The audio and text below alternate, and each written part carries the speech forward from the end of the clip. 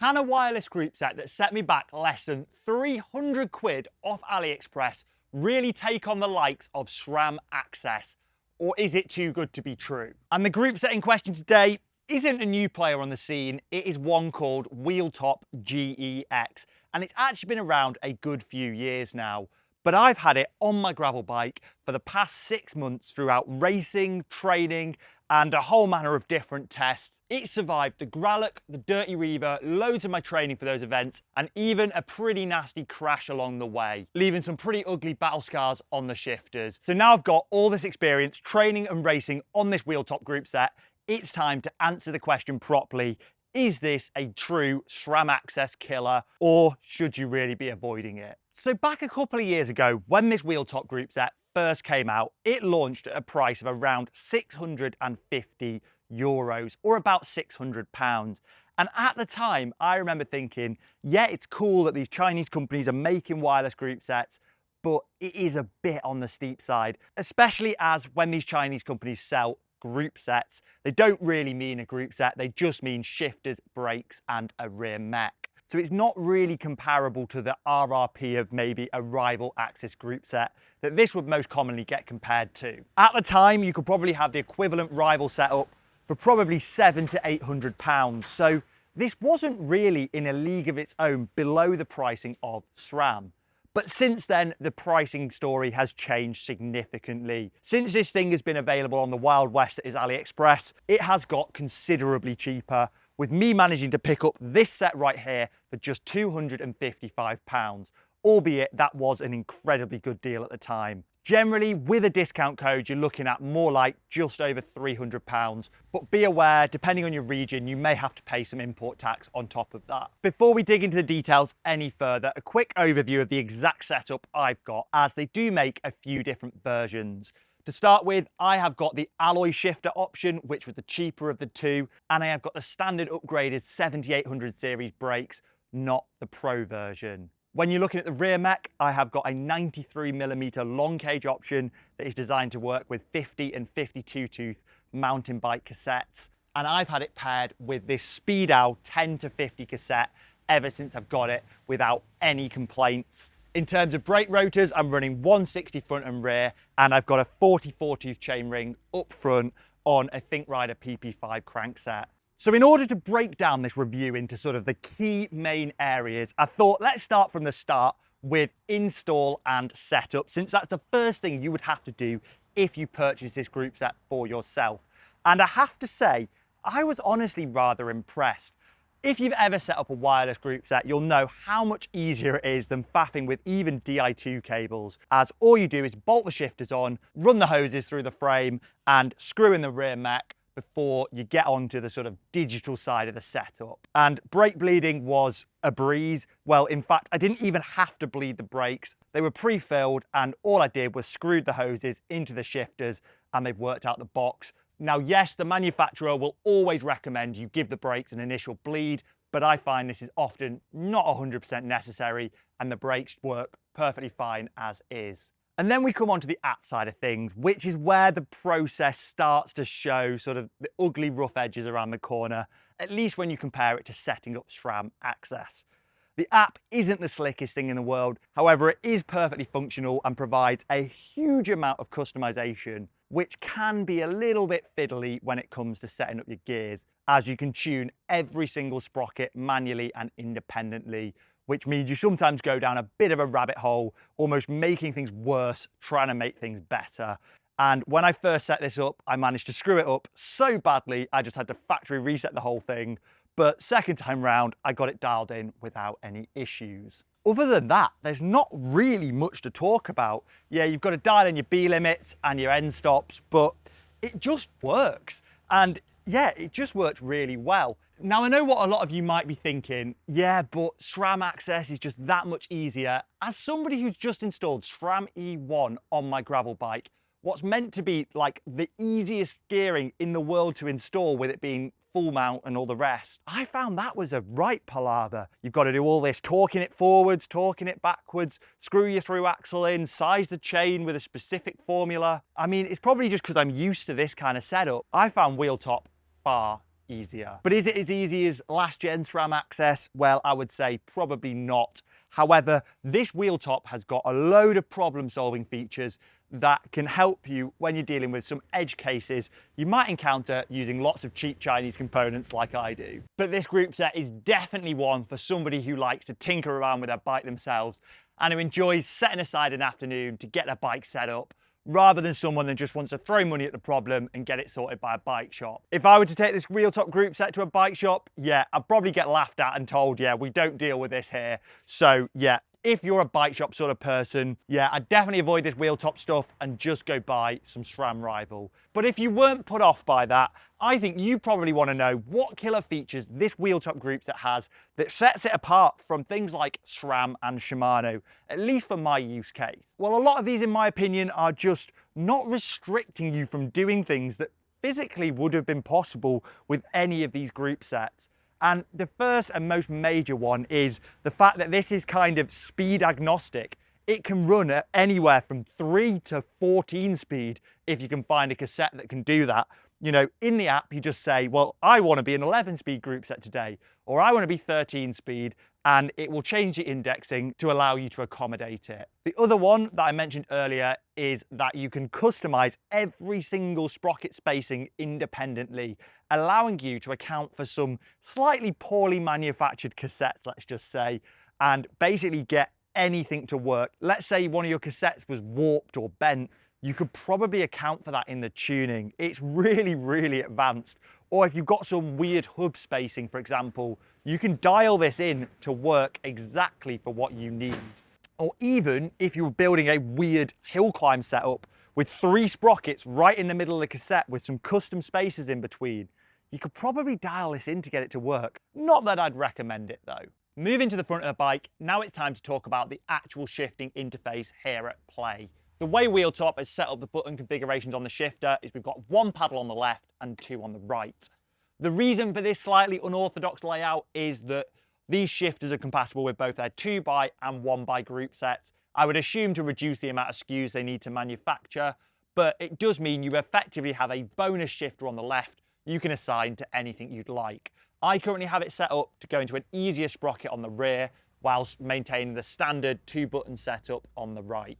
When I'd first thought about writing this video, before actually reviewing the L2 EGR, I was a little bit like, the single paddle on the left shifter, it's a little bit confusing, I'd prefer to have 2, but considering on that group set they just removed the left shifter entirely, I'm actually really kind of grateful to have this here, and it can provide a bit of a useful function, even if it's a little bit confusing having 2 buttons on one side and only 1 on the other.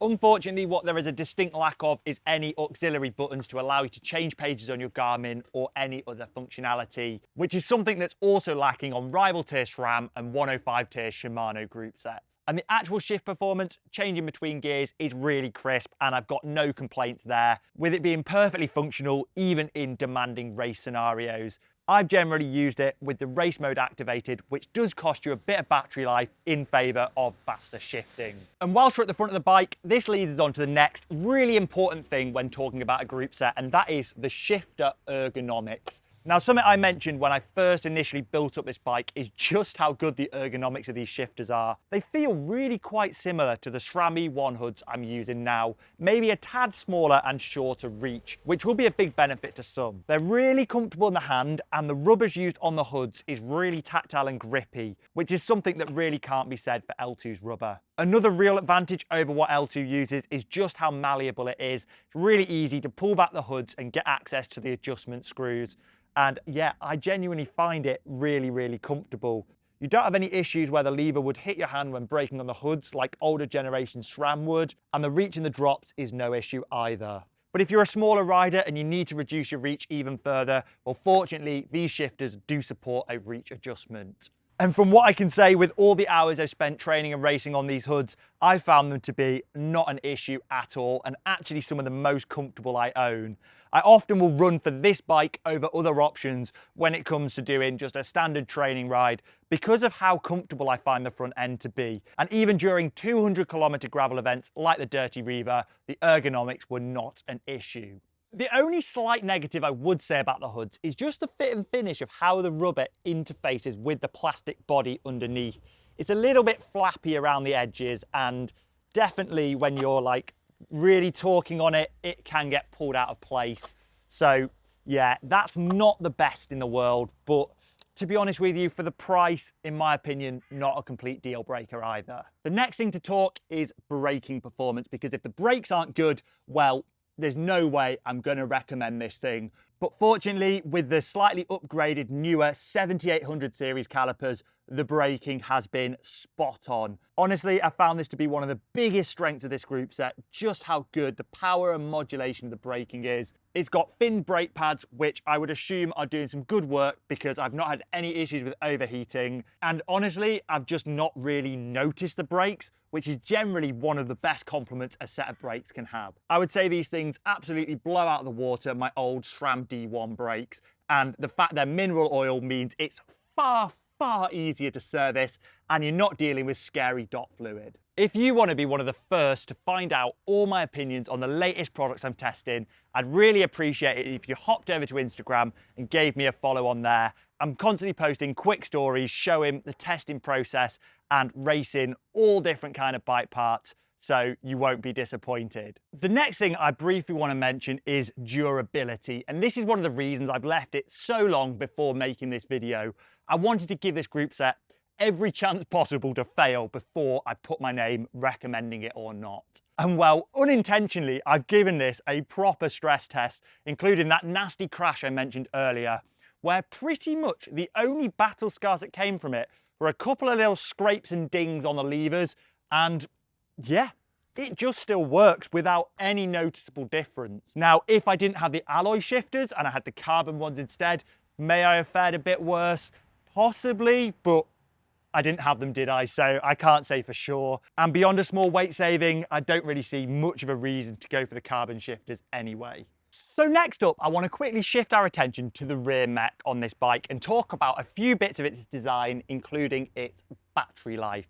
And that's where I'm going to kick things off. As you can probably see visually, the battery is all integrated into the mech and it is not a removable design, unlike the whole SRAM AXS ecosystem. Now, technically, there are screws that would give you access under this battery housing cover to the battery itself, and I had seen some rumours that originally this group set was going to have a removable battery until SRAM's lawyers got involved. But yeah, it's definitely not a user serviceable thing or something you could consider doing out on the road. Now, is having a fixed battery really a downside? Well, in my opinion, it's not that big of a deal, unless you are a specific niche use case, like you do ultra bikepacking races that go over multiple days where you might kill a battery in a single event.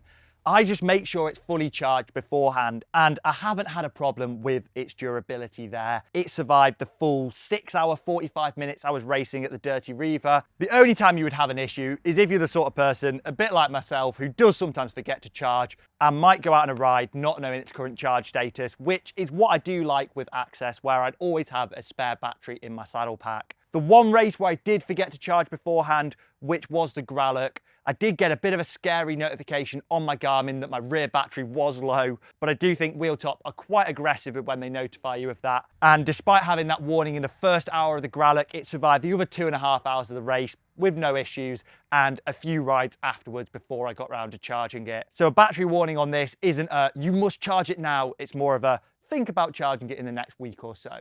Also, the physical battery built into the mech is significantly bigger than what SRAM use in their standard batteries, with WheelTop claiming 800 milliamp hours compared to SRAM's just 300. So you should get quite a bit more range on a single charge. And if you're worried about replacing the proprietary charger if you ever lost it, they're pretty readily available on AliExpress, so it shouldn't be an issue. And then sticking with the rear mech, I didn't really know where to put this in the video, but one other comment I've got is all to do with the cage. Now, to start with, it is a clutched cage with really good spring power, meaning chain retention isn't an issue. In fact, I've only ever once dropped a chain on this setup, which was during the Dirty Reiver, when I suddenly stopped pedaling in my 10-tooth on a descent, and the whiplash effect of the inertia of the cassette did throw my chain off. And now I'm pretty confident that same chain drop would have happened on my old Eagle Access setup. So I don't think it's unique to WheelTop there. Now, one slight criticism of the cage versus SRAM, and I think this is also a patent thing, is there is no functional cage lock to hold the cage open when you're taking the wheel on and off. Is it a deal-breaking issue? No, but is it a nice quality of life thing that SRAM does? Absolutely. So all it really means is you might get your hands a bit grubby when trying to get the rear wheel off, especially when you're putting it onto a turbo. And whilst I haven't gone and attacked it with a jet wash, the weather sealing seems pretty decent. I've used it on rainy days with no issues. They claim IP67, which should be good enough for most normal use cases. Maybe just don't go swimming with your bike anytime soon. Now on to my favourite specialist subject when it comes to bikes, and that is component weight. So this WheelTop group, all in with the parts I've mentioned, including pre-filled brake hoses, weighs in at just a hair over 1,200 grams. Whereas when you compare it to other options out there, for example, SRAM Rival E1, including the battery, you're looking at, I think it's 1188 when you add up everything equivalent, or for that L2 EGR I looked at recently, you are down to around 1,100 grams. So we're talking within 100 grams for all the different options. I'd let functionality and price dictate your buying decisions rather than weight here. But mentioning the competitors out there such as SRAM and L2 takes me on to the sort of final chapter of this video, and that is the market comparison. You know, what else could you get for your money? Well, if you want to spend less, there is the L2 EGR wireless that I've just checked out around a month ago. I'll leave it linked on screen now. Now, this is cheaper. You can get it for around sort of £200 to £250 on AliExpress, but it definitely feels cheaper. I've not found the shifting to be quite as good as on the WheelTop, and I definitely do not prefer the shifter ergonomics, especially things like where they've just left a cutout for the left-hand shift button, unlike WheelTop, who give you that button still there, allowing you to do what you want with it. And then we're on to SRAM. Well, you kind of got two options. You either go on the second-hand or sort of clearance sale market and buy the old D1 or D2 systems and pair them with an Eagle rear mech, or you go for the more modern SRAM E1 Explore system, which is going to cost you a fair bit more cash. Striking some pretty good deals on eBay, I managed to buy the equivalent setup of SRAM E1 parts for around 600 quid. But then on top of that, you need to buy a proprietary cassette, and there aren't really many cheap Chinese versions out there yet. So it is going to cost you a lot more if you want to go the E1 route. As I mentioned earlier, it doesn't really save you any time setting it up, and everything is very proprietary there, so you can't really mix and match components with cheaper AliExpress brands. On the other hand, probably one of the most compelling alternatives would be buying a second-hand D1 or D2 setup with a second-hand GX Eagle rear mech. And that is basically what I'd been running up to this point. But you'll notice this WheelTop has been on my bike for 6 months. At any point along that time, if I felt it wasn't performing well enough for my racing, I could have just stripped it off, gone back in my parts bin and taken back out my Force D1 shifters and GX axis rear mech. But I never chose to do it.